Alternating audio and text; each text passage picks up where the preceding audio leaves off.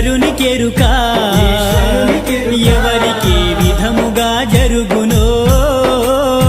పరమాత్మకెరుక ఎవరి గతి ఎటులున్నదో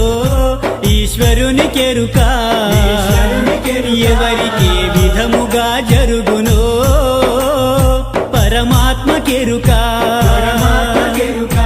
ఎవరి స్థితి ఎటులున్నదో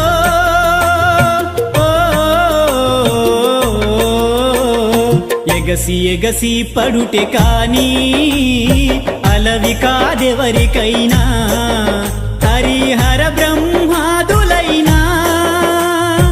అనుభవించక తీరదు